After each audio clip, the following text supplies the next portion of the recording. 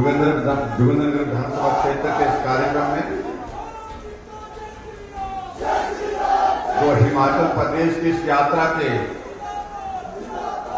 75 वर्ष पूर्ण होने के पश्चात हम एक समारोह के रूप में यहाँ पर आयोजित कर रहे हैं। हमारे बीच में हिमाचल प्रदेश सरकार में पूर्व में विधानसभा के अध्यक्ष रहे, मंत्री रहे आदरणीय श्री गुलाब सिंह ठाकुर जी, जोगिंद्रनगर के हमारे बहुत ही लोकप्रिय विधायक भाई प्रकाश राणा जी, हमारे बीच में गौ सेवा आयोग के अध्यक्ष अशोक शर्मा जी,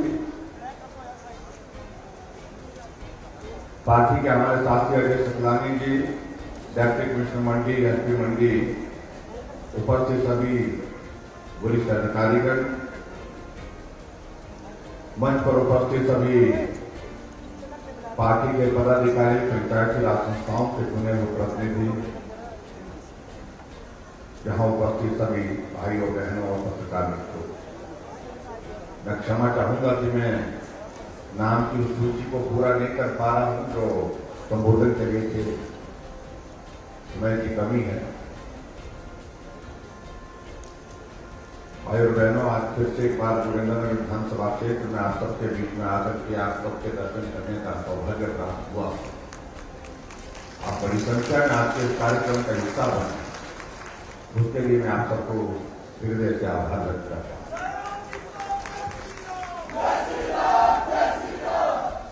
वक्त बहुत तेजी से गुजर जाता है, किसी का इंतजार नहीं करता है।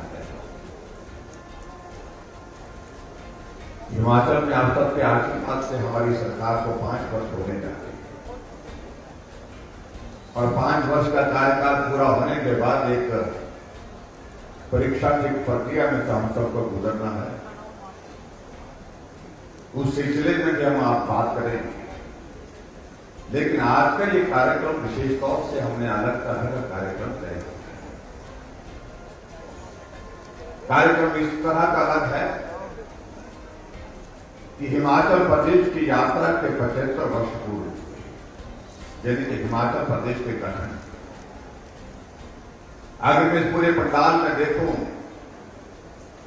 जब हिमाचल प्रदेश का गठन हुआ था, मुझे लगता है कि अगर चाहे मंच की बात करें तो मैं नीचे की बात करूं, मुझे लगता है कि ठाकुर गुलाब सिंह जी हमारे बीच में एकमात्र ऐसे शख्सियत हैं जिन्होंने हिमाचल प्रदेश का गठन अपने जीवन में,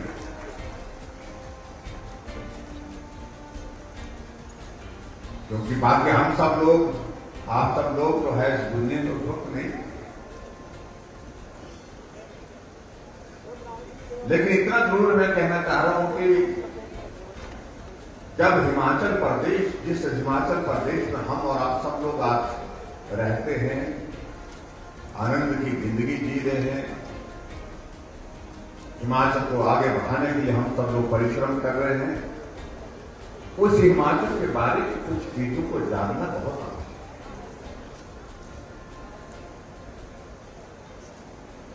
आदरणीय प्रधानमंत्री जी ने पूरे देश की आजादी के 75 वर्ष बीतने पर अमृत महोत्सव के अनेक कार्यक्रम आयोजित किए। कई लोग उस पर भी प्रश्न खड़ा करते हैं कि आखिरकार इन कार्यक्रमों की आवश्यकता है। आवश्यकता भाई और बहनों ऐसी है कि याददाश्त की एक सीमा होती है। भारत को आजाद करने के लिए जिन लोगों का बहुत बड़ा योगदान रहा, जिन्होंने अपने जीवन की कुर्बानी दी, और भारत की आजादी के बाद जो भारत हमको मिला था, उस भारत में किस प्रकार से संघर्ष के साथ हम आगे बढ़े और 75 वर्षों की यात्रा को पूरा किया, ये अपने आप में एक बहुत बड़ा शोध का विषय है। एक अपने आप में एक जो है बहुत बड़ा अध्ययन का विषय है। इसलिए हमारे ये दायित्व बनता, जिम्मेवारी बनती है कि जो नई जनरेशन, नई पीढ़ी कम से कम उन हालातों को, उन परिस्थितियों को तो समझे जब भारत स्वतंत्र हुआ। इसलिए आदरणीय प्रधानमंत्री जी ने पूरे देश के सामने अनेकों कार्यक्रम, अभी हाल ही में कार्यक्रम आपके बीच में किया, और उस कार्यक्रम के अंतर्गत 15 अगस्त कि दिन तय किया कि क्या यह संभव है कि हर देश का नागरिक अपने घर में तिरंगा झंडा फहराए।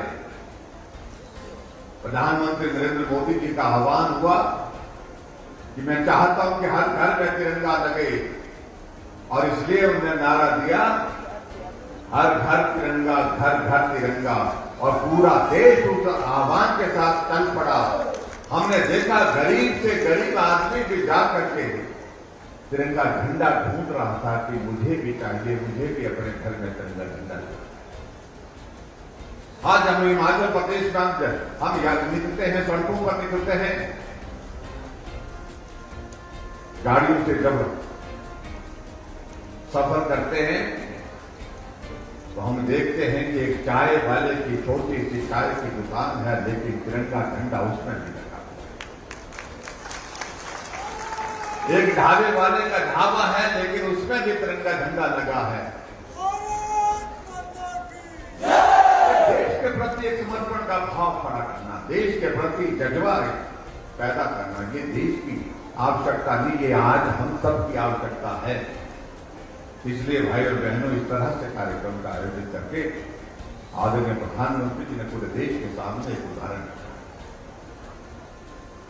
जैसा कि मेरे साथी कह रहे हैं कि हम चुनाव के बहुत करीब हैं, इसलिए हिमाचल प्रदेश में भी हम बहुत सारे आयोजन करने का सोच रहे हैं, लेकिन वो संभव नहीं है। इसलिए संभव नहीं है क्योंकि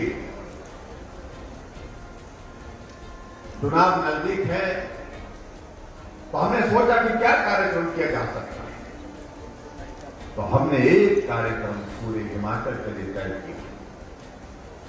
वो कार्यक्रम ये तय किया कि हिमाचल प्रदेश की इस यात्रा के लिए जो हिमाचल के सभी भाई बहनों ने जो योगदान दिया है, उसका अभिनंदन होना चाहिए, उसका स्वागत होना चाहिए, उसके लिए उनके बीच में जाकर के आभार व्यक्त करना चाहिए, और आने वाले समय में हिमाचल को और मजबूती के साथ आगे बढ़ने और बढ़ाने के लिए हम सबको काम करना है, उसके लिए निवेदन करना चाहिए। और आज मुझे इस बात की प्रसन्नता है कि मैं जोगिंद्रनगर विधानसभा क्षेत्र में आज के इस कार्यक्रम में इसी काम की। आपने डॉक्यूमेंट्री देखी होगी हमसे पहले, जिस डॉक्यूमेंट्री में आपने देखा होगा कि हिमाचल प्रदेश के गठन के बाद जो नेतृत्व हिमाचल प्रदेश में रहा, चाहे वो डॉक्टर वाईएस परमार रहे, चाहे ठाकुर रामलाल जी रहे, चाहे फिर शांता कुमार जी रहे, चाहे वीरभद्र सिंह जी रहे, चाहे प्रेम कुमार धूमल जी, हमने सबका जिक्र किया क्योंकि उनका भी योगदान रहा है हिमाचल प्रदेश को आगे बढ़ाने। लेकिन हमने जो कार्यक्रम, वो कार्यक्रम हमने ये तय किया कि हम सार्वजनिक मंच से हिमाचल की जनता का पूरे प्रदेश में जाकर के उनका धन्यवाद करेंगे, क्योंकि उनका सबसे बड़ा योगदान रहा है हिमाचल प्रदेश को आज जहां पहुंचे हैं, जहां पहुंचाने। इसलिए आप सबका भाई और बहनों बहुत बहुत आभार। एक मजदूर ने मजदूरी करके अपना योगदान दिया, एक कर्मचारी ने नौकरी करते हुए अपना योगदान प्रदेश को आगे बढ़ाने के लिए किया, एक डॉक्टर ने अपनी भूमिका निभाते हुए, इंजीनियर ने अपनी भूमिका निभाते हुए प्रदेश को आगे बढ़ाने का योगदान दिया, एक किसान, एक बागवान ने अपनी तरह से उसमें अपनी सहभागिता दी, और इसलिए हिमाचल आगे बढ़ा। और जब हिमाचल बना था 288 किलोमीटर सड़क थी, याद 39,500 किलोमीटर सड़क हिमाचल प्रदेश में है। आप कल्पना कर सकते हम कहां थे और कहां पहुंचे।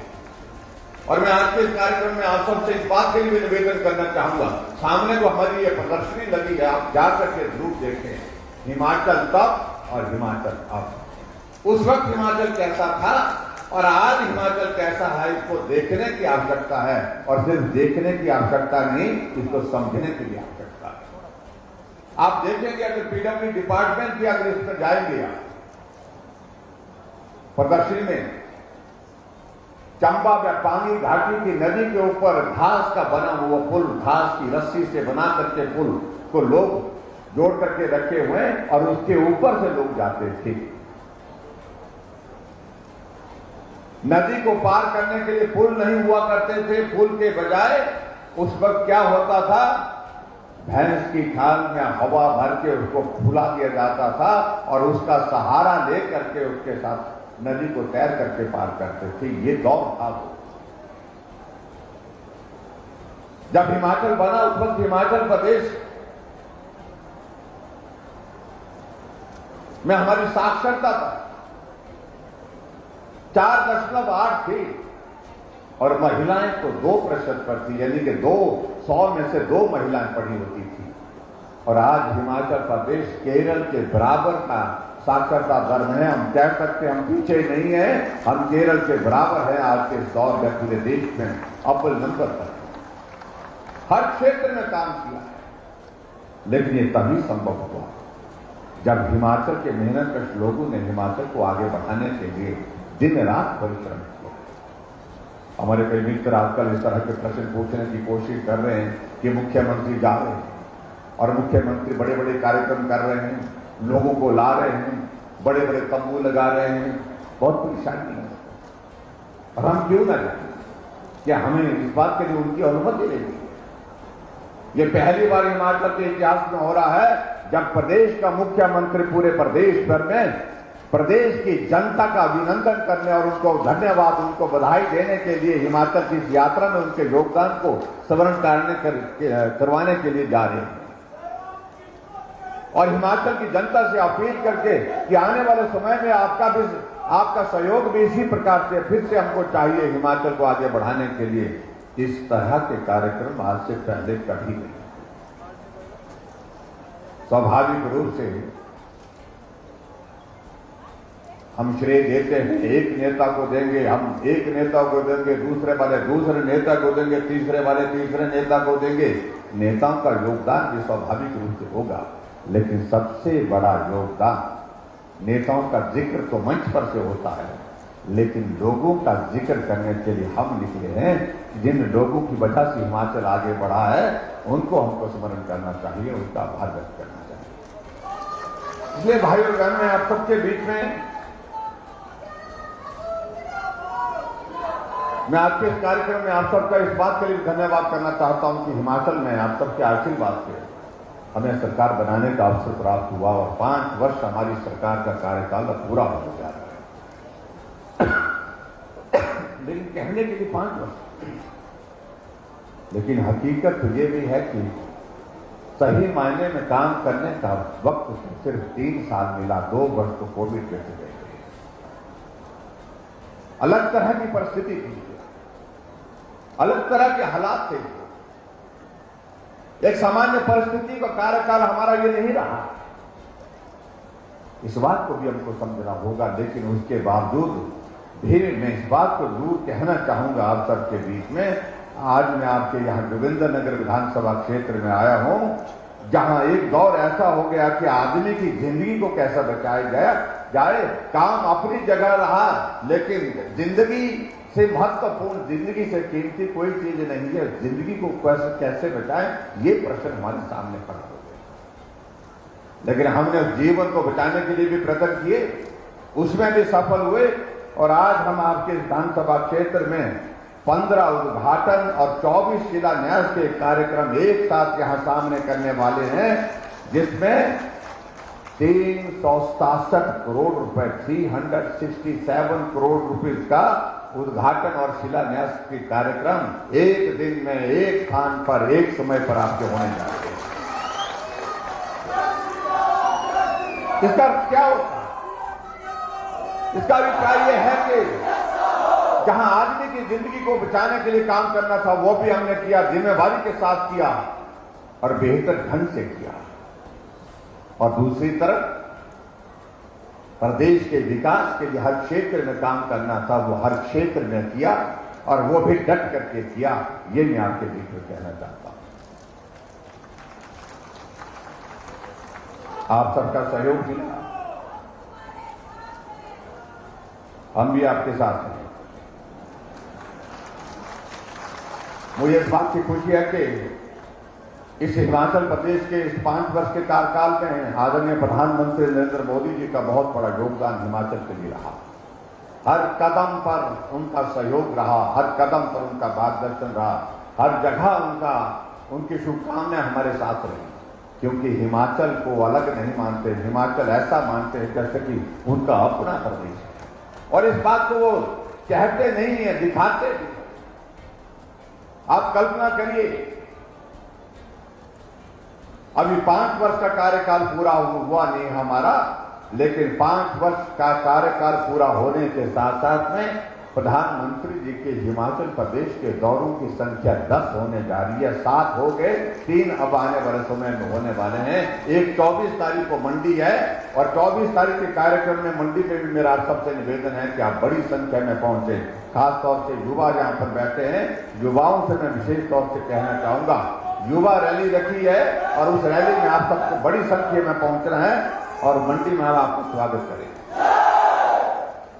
तो ऐसे में मुझे लगता है कि जो प्रधानमंत्री 4.5 वर्ष के कार्यकाल में 7 बार हिमाचल आए और 5 वर्ष के कार्यकाल में 10 बार जिनका आना हुआ है, तो आप अंदाजा लगा सकते हैं कि उनका रिश्ता इस प्रदेश के साथ किस प्रकार का है। इस बात को समझने की आवश्यकता है। हमारे कई साथी इस तरह की बात कहते हैं कि प्रधानमंत्री जी आए थे, कुछ नहीं मिला, प्रधानमंत्री यहां आए थे, कुछ नहीं मिला। प्रधानमंत्री जी हमारे ऐसे नेता हैं जो जिनसे मांगने की जरूरत कभी हुई ही, अपने आप जो कुछ भी देना है अपने आप देते।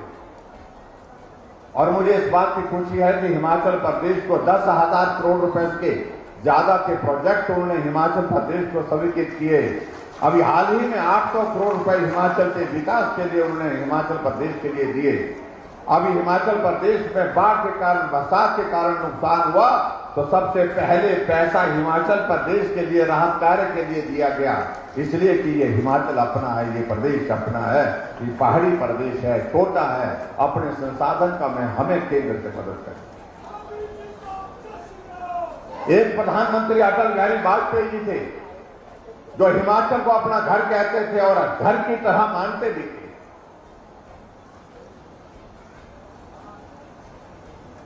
जब भी इनको अवसर मिलता था हिमाचल आते थे, मनाली में रुकते थे, हफ्ता 10 दिन रुकते थे। और दूसरे प्रधानमंत्री जो हिमाचल को अपना घर कहते हैं, घर मानते हैं, वो नरेंद्र भाई मोदी जी हैं। 8 साल का पूरे देश का कार्यकाल केंद्र सरकार का पूरा होने पर भी जश्न कहां मनाया गया? शिमला के रिज के मैदान पर, और पूरे देश ने, पूरी दुनिया ने उस कार्यक्रम को वहां देखा।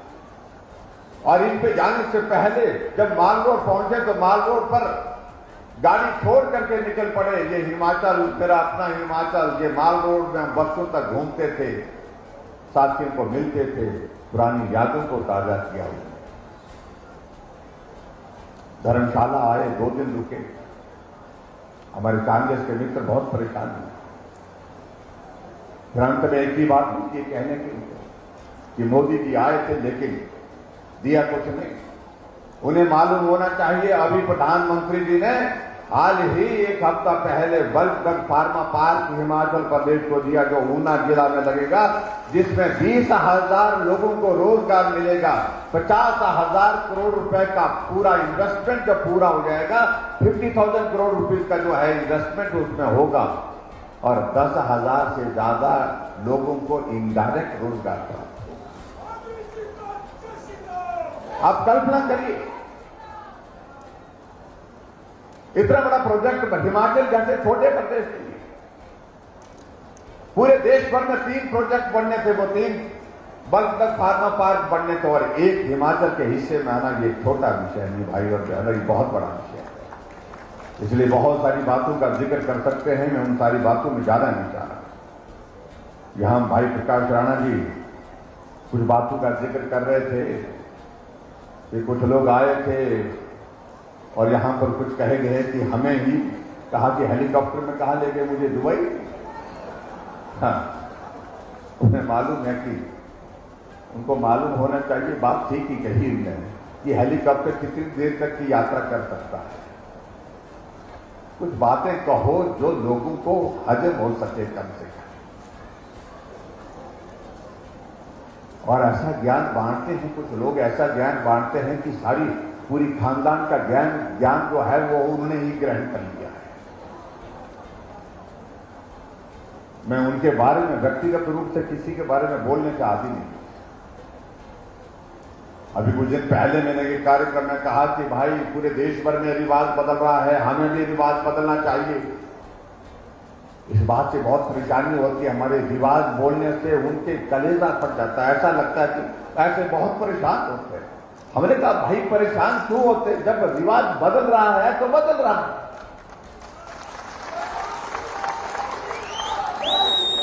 और पूरे देश में बदल रहा है। हमारे पड़ोस का राज्य उत्तराखंड में रिवाज था कि हर 5 वर्ष के बाद सरकार बदलती थी। अब की बार भाजपा की थी, फिर भाजपा की बन गई, रिवाज बदल गया। हमारा पड़ोस का राज्य हरियाणा, वहां सरकार बनती ही नहीं थी हमारी, और वहां पर सरकार 2014 में बढ़ी, 2019 में 5 साल के बाद फिर चुनाव हुआ, फिर भाजपा की सरकार बनी, रिवाज बदला नहीं। उत्तर प्रदेश में 37 वर्षों से उत्तर प्रदेश में सरकारें बदलती, हर 5 वर्ष के बाद सरकार बदल जाती थी। अब की बार योगी जी थे, योगी जी फिर आ गए ना, तो क्या हुआ, रिवाज बदला ना। गोवा में, मणिपुर में फिर भाजपा की सरकारें बनी। जब पूरे देश भर में रिवाज बदल गया तो हम हिमाचल के लोग क्यों छोड़ेंगे भाई, हम भी बदलेंगे और पूरी तरह से बदलेंगे और बुरी तरह से बदलेंगे। कहा कि बड़े बड़े लोग नहीं कर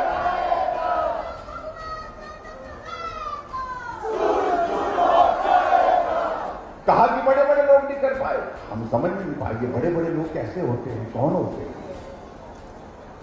हम यानी कि उनके दिमाग में इस बात का बोझ इतना पड़ गया है कि वो बड़े हैं, बाकी सब छोटे हैं। मैंने कहा कुछ काम छोटे लोग भी करते हैं, अब की बार छोटे लोग मिल करके इस काम को करेंगे, तसल्ली से करेंगे। कहा कि 7 बार 6 बार मुख्यमंत्री रहे राजा साहब, वो नहीं कर सके, जयराम सिंह सेठ की बोली है। हमें तो बोली के साथ तुलना करो तो कुछ, हम छोटे आदमी भाई, हमने गरीबी को देखा नहीं है, हमने गरीबी को जिया है। हम 18 किलोमीटर स्कूल के लिए जाते थे, 9 किलोमीटर जाते थे, 9 किलोमीटर आते थे। हम बड़े नहीं हो सकते हैं, हम छोटे हैं, लेकिन छोटे होकर के भी कुछ काम हम करते हैं। लेकिन मैं एक बात जरूर कहना चाहता हूं, गरीब आदमी का दर्द छोटा आदमी ही समझ सकता है, गरीब आदमी ही समझ सकता, बड़े बड़े लोग नहीं समझ सकते। इस बात को समझना। आज अगर हिमाचल प्रदेश में हम बात कर रहे हैं, हमें मालूम है कि एक आदमी को, एक गरीब परिवार के एक बुजुर्ग को 1800 रुपए उसको पेंशन का जब आता है तो कितना उसके दिल को सुकून होता है। मेरी पेंशन आ गई, मैंने 2 चीजें ये लेनी है, मैंने शेव की ब्लेड लेनी है, मेरी दवाई का इंतजाम इससे हो जाएगा, मेरा 4 चीजें उससे हो जाएगी। इंतजार करता हुआ आदमी। लेकिन बड़े बड़े लोग नहीं समझ सकते हैं कि उस पेंशन से क्या, उसकी भावनाएं कैसी है उस गरीब आदमी, क्योंकि वो बहुत बड़े हैं। और इसलिए हिमाचल प्रदेश में वो 400 करोड़ रुपए खर्च करते थे पेंशन में, 1300 करोड़ रुपए हिमाचल प्रदेश में पेंशन पर खर्च कर रहा है। वो 4 लाख लोगों को पेंशन देते थे, हम 7.5 लाख लोगों को हिमाचल में पेंशन दे रहे। ये अंतर है बड़े लोगों के और छोटे लोगों के काम करने के तरीके। गरीब आदमी का इलाज हो, जिसका जिक्र यहां मुझसे पहले भी हो रहा था, बड़ा आदमी नहीं समझ सकता, क्योंकि बड़ा आदमी तो बड़ा होता है, उसके इलाज के लिए सुविधाएं सब जगह मौजूद है। लेकिन गरीब आदमी जब बीमार होता तो उसका इलाज कौन करेगा, कैसे करेगा, और उसके लिए जब पैसे नहीं होते हैं तो परिवार के लोग घर की जगह जमीन बेचने पर जो है वो बेचारे विवश हो जाते हैं। ऐसी परिस्थिति उसकी स्थिति क्या है, या हमने कहा ये जिम्मा हम लेंगे। हमने हिमाचल प्रदेश में जैसे आयुष्मान भारत आदरणीय प्रधानमंत्री जी ने पूरे देश के लिए शुरू की, हमने बाकी के परिवारों को हिमाचल प्रदेश में मुख्यमंत्री हिमकेयर की शुरुआत की, और हिमकेयर के माध्यम से गरीब लोगों का इलाज हमने सुनिश्चित किया। और आज गरीब आदमी अगर बीमार होता है, अगर पैसे जेब में नहीं है तो वो हिमकेयर का कार्ड लेकर के जाता है, अपना इलाज करके आता है, स्वस्थ होकर के आता है। 3,20,000 से ज्यादा गरीब लोगों का इलाज हमने हिमकेयर के माध्यम से किया। हर घर में गैस का चूल्हा होना चाहिए। यह गरीब लोगों का भावनात्मक इश्यू हो सकता है उनके दिमाग में, क्योंकि वो सोचते थे कि हमारे घर में तो होगा नहीं, और बड़े लोगों का सोचने का ये विषय नहीं बन पाया। और हमने ये तय किया कि कोई गरीब गैस के चूल्हे के बिना नहीं छूटना चाहिए, हर घर में गैस का चूल्हा होना चाहिए। उज्ज्वला योजना के अंतर्गत आदरणीय प्रधानमंत्री नरेंद्र मोदी जी ने पूरे देश भर के लिए गैस के चूल्हे देने की व्यवस्था की, गैस का कनेक्शन देने की व्यवस्था की, और हिमाचल प्रदेश में 3,35,000 गैस के चूल्हे हमने गृहिणी सुविधा योजना के अंतर्गत प्रदेश सरकार की ओर से दिए। एक भी घर नहीं छोड़ा जहां गैस का चूल्हा नहीं पहुंचाएगा। ये बड़े लोगों को सोचने का, जो लोग बार बार सत्ता में रहे, जो अपने आप को बड़े कहते हैं, बहुत बड़े मानते हैं, उनकी सोच का विषय नहीं बन पाया ये। लेकिन छोटे लोगों का सोच इसलिए बन पाया कि छोटे लोगों को आज काम करने का अवसर प्राप्त हुआ है। हमने सहारा योजना चलाई, ऐसे लोग जो बिस्तर पर हैं, चल नहीं सकते, काम नहीं कर सकते, लेकिन जिंदा है। परिवार का हर आदमी, एक आदमी कम से कम लगातार उनके पास उनको बैठना पड़ता है। 20,000 ऐसे लोग हिमाचल प्रदेश में ऐसे निकले जो बिस्तर पर हैं, जिंदा हैं, लेकिन अपना काम, पानी का गिलास तक खुद नहीं उठा सकते हैं। ऐसी हमने उनके लिए हमने सहारा योजना की शुरुआत की। उनके खाते में हर महीने का 3,000 रुपए डाल करके उनकी मदद कर रहे। लेकिन बड़े आदमी की सोच का विषय नहीं बनता है, क्योंकि वो बहुत बड़े थे। किसी को अगर बीमारी लगी है तो लगी, मरता है मरे, जिया है जीता है जिए, क्योंकि वो बड़े थे। और इसी तरह से हिमाचल प्रदेश में हमने एक बेटी जो है उसकी, अगर बीपीएल परिवार की है, गरीब परिवार की है, उस बेटी की शादी जब होगी, हमने कहा कि हम शगुन योजना शुरू करेंगे और उस बेटी के शादी के दिन उसके खाते में 31,000 रुपए हम सरकार की ओर से उसको आशीर्वाद के साथ शगुन भेजेंगे। हमने किया, लेकिन दूसरे लोगों के, बड़े लोगों का ये सोचने का विषय नहीं बनता। हमने महिलाओं के लिए आने जाने की व्यवस्था को और सरल करने के लिए, क्योंकि महिलाएं अब घर के अंदर नहीं है, घर से बाहर निकलती है, काम के लिए निकलती है, ऐसी सूरत में उनके लिए भी मदद होनी चाहिए। हमने कहा ये आबादी का आधा हिस्सा है तो किराया भी आधा देंगे, आधा किराए के साथ हमने उनके लिए मदद करने की कोशिश की। लेकिन बड़े लोगों का ये सोचने का विषय नहीं बनता। और इसी तरह से हिमाचल प्रदेश में हमने इस बात को भी सुनिश्चित किया कि जो बिजली का किराया आता है, जो मध्यम वर्ग का जो हमारे परिवार होते हैं, वो 120 यूनिट 125 यूनिट खर्च करते हैं। हमने कहा गरीब तबका और मध्यम वर्ग दोनों के लिए, दोनों स्लैब में हमने तय किया 125 यूनिट हम बिजली जो है हम फ्री देंगे, ये हमने तय किया। अभी आपने देखा होगा कि जुलाई महीने का बिल आया, लेकिन बिल आया तो कितना आया? 0 बिल आया। ये पहली बात है। बहुत सारी चीजों का हम जिक्र करेंगे तो बहुत लंबी बात जाएगी, उन सारी बातों पर मैं जाना भी नहीं चाह रहा हूं। भाइयों बहनों, मुझे आप सबके बीच में एक बात जरूर करनी है। अगर सही मायने में आप हिमाचल की भावना को मोदी जी के साथ जोड़ करके देखते हैं तो हमको उन भावनाओं का सम्मान भी करना चाहिए। अगर आप चाहते हैं कि देश में मोदी जी मजबूत हों, आगे बढ़े, 2024 में चुनाव होगा, उसमें फिर मोदी जी प्रधानमंत्री बने और निश्चित रूप से बनेंगे, लेकिन हम छोटे जैसे हिमाचल प्रदेश का योगदान जिस प्रकार से पिछली बार भी रहा, उस वक्त हमने चारों सीटें हिमाचल प्रदेश से जीत करके दी थी, उस हालात को फिर से हम पैदा करेंगे। उसके लिए बहुत जरूरी है हिमाचल प्रदेश में फिर भाजपा की सरकार है, और भाजपा की सरकार आप सबके आशीर्वाद से बनेगी। मुझे पूरा भरोसा है जोगिंद्रनगर विधानसभा क्षेत्र का सहयोग हमको सरकार में पूरी तरह से रहा। आज के प्रतिनिधि के नाते प्रकाश राणा जी का भी, भले ही चुनाव में हमने इनका साथ नहीं दिया,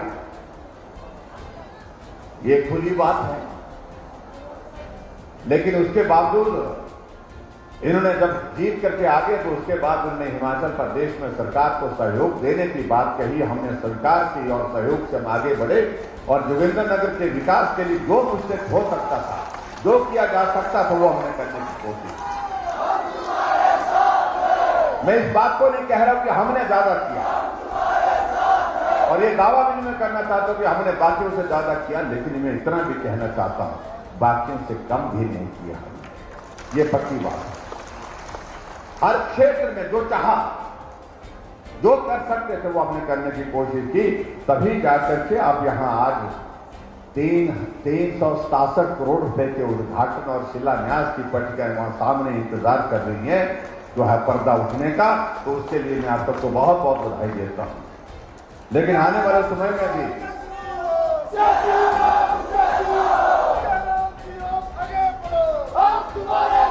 और इसलिए आप सबका सहयोग चाहिए आगे बढ़ने के लिए। और जोगिंद्रनगर के लिए हमारे लिए प्रसन्नता का विषय ये भी है, और प्रसन्नता का विषय हमारे लिए ये भी है हिमाचल प्रदेश में जो हमारा ये जो प्रोजेक्ट है आपका बिजली का प्रोजेक्ट, जो भारत में one of the oldest project है, ये बहुत पुराना प्रोजेक्ट है हमारा, क्या बोलते हैं, शानन प्रोजेक्ट। और इस शानन प्रोजेक्ट की अब जो इसकी लीज की जो अवधि है वो भी समाप्त होने जा रही है, में अगले साल होने जा रही है, समाप्त होने जा रही है। और ये प्रोजेक्ट हमारा होगा, हिमाचल का होगा, इसको हम हिमाचल में लाएंगे और निश्चित रूप से उसके लिए जो कानूनी लड़ाई जो भी हमको लड़नी होगी उसको लड़ेंगे और निश्चित रूप से उसको पूरा करेंगे। ये मैं आपके बीच में कहना चाहता हूँ। और दूसरा, उसके साथ साथ में मैं ये भी कहना चाह रहा हूँ कि कुछ बातें यहाँ पर कही गई, अगर मैं जिक्र करूँ जो हमने यहाँ पर आज उद्घाटन शिलान्यास किया तो वो बहुत लंबी सूची है। और जिसमें एक पुल में देख रहा था संध्या में व्यास नदी पर बने आर्क ब्रिज का जो है उद्घाटन हुआ, 25 करोड़ की लागत से बनकर के ये तैयार हुई। ये पुल मैं भी कभी देखना चाहूँगा भाई, ये पुल देखना चाहूँगा मैं, बड़ा पुल है आपके यहाँ पर। और उसी तरह से आपके यहाँ पर जिसमें ठाकुर गुलाब सिंह जी ने भी जिक्र किया, वही पुल है ये। वो तो सांडा पतन का पुल है, सांडा पतन का पुल है जो वो भी शायद मेरे में 25 करोड़ की। हाँ जी। और पानी की एक स्कीम है जिसको मैं देख रहा हूं, एक 66 करोड़ रुपए की स्कीम, एक 70 करोड़ रुपए की स्कीम। अब फिर भी उसके बावजूद ताली नहीं बजा रहे हैं। मैं सोच रहा हूं कि क्या हो गया। अरे यहाँ ठाकुर गुलाब सिंह जी बैठे हैं, पुराने जमाने में अगर हम बात करें 10 साल 15 साल 20 साल पुरानी 5 करोड़ की स्कीम होती थी ना, विधायक उछल करके जो है वो पूरे इलाके में जाते थे उसका प्रचार करने के लिए। लेकिन यहाँ आप ताली में कम जाते हैं, मेरे कहने के बाद उठा रहे हैं। लेकिन मेरा कहने का मतलब ये है कि अब बहुत सारी चीजें ऐसी होने लग पड़ी जिस पर लगता कि ये हो रहा है, ये हो रहा है।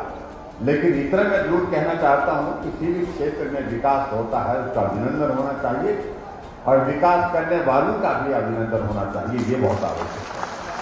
भाई और बहनों, समय होता जा रहा है, मैं आप सबके बीच में 2-3 चीजों का मैं जिक्र करूंगा। राणा जी आप बैठ जाएंगे, मुझे लगता है अब मेरे ऊपर ज्यादा मत करना, दबाव मत डालिए। एक ये कहा मैं गवर्नमेंट मिडिल स्कूल जो है वो जिमजिमा नाम जो होता है, जिमजिमा का दर्जा बढ़ा करके इसको हाई स्कूल करने की बात कही है, नॉर्म्स में पूरा आना चाहिए। और इस स्कूल को हम जो है इसको मिडिल स्कूल को हाई स्कूल करने की यहाँ आपके बीच में घोषणा करते हैं। और 2-3 भाई बोल के नहीं होगा, ये खटके होगा, देखना जयराम बार बार कह तो रहे हैं हम, लेकिन उसके लिए एक पटवार सर्कल की बात कही है खोलने के लिए ग्राम पंचायत धार में। और दूसरा कहा है एक पटवार सर्कल धार में कहा गया इसको खोलने की बात कही है।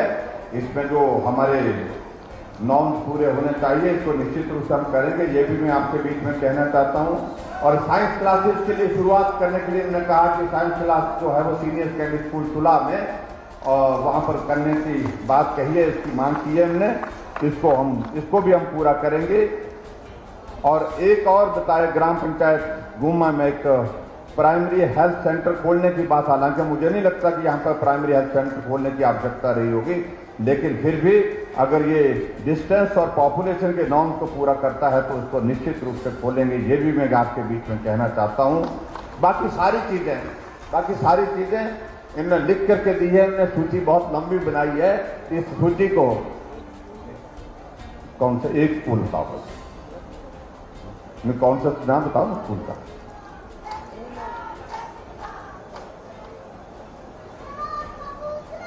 तो मैं आप सबसे यही कहना चाह रहा हूं। बाकी जो इन्होंने सूची दी है उसमें से, हाँ जी, कौन सा एक स्कूल का बताया कि पपलोटू स्कूल है, ये हाई स्कूल है वर्तमान में, जिसको सीनियर सेकेंडरी स्कूल बनाने की जो बात कही है तो इसको भी करेंगे। बस इसकी पूरी डिटेल्स हमारे पास आनी चाहिए, पूरा इसके नॉर्म के मुताबिक सारी चीजें ठीक होनी चाहिए। बाकी जो कागज दिए हैं हम बैठ करके चर्चा कर लेंगे, उसके बाद फिर हम जो भी करना होगा उसको करेंगे। लेकिन मैं ये जरूर कहना चाह रहा हूं, आप सबसे इतना निवेदन मैं करना चाहता हूं कि आओ एक बार फिर से एक नया दौर शुरू करें, जब हम सब फिर साथ हों, हमारी सरकार यहाँ भी हो, दिल्ली में तो है ही है, हिमाचल में फिर से भाजपा की सरकार बने, उसके लिए आप सबका आशीर्वाद, आप सबका सहयोग चाहिए। और मुझे पूरा भरोसा है जोगिंद्रनगर जिस प्रकार से हमेशा हमारा साथ देता रहा, सहयोग देता रहा, आप उसी तरह से हमको साथ सहयोग देंगे, ऐसा मुझे पूरा भरोसा है। इतनी बात कहते हुए आप सबका बहुत बहुत धन्यवाद। आज के इस कार्यक्रम में बड़ी संख्या में पहुंचे और मैं आप सबके लिए यही कहूंगा कि रिवाज बदलने की उस दौर में आप भी अपने आप को शामिल करिए और हिमाचल प्रदेश में भारतीय जनता पार्टी की सरकार बनेगी, निश्चित रूप से बनेगी। आओ उस काम को पूरा करने के लिए आज से हम संकल्प में इतना निवेदन करते हुए मैं अपनी बात को यही समाप्त करता हूं। आप सबका बहुत बहुत धन्यवाद। एक खेल मैदान के लिए कहा, खेल मैदान की आई है बात, यही इसी ग्राउंड को और इस ग्राउंड के खेल के मैदान को कहा कि इसको ठीक करने की बात कही गई है और इसका एस्टिमेशन बताया गया है। इसके लिए 15 लाख रुपए देने की मैं घोषणा करता हूं। बाकी सारी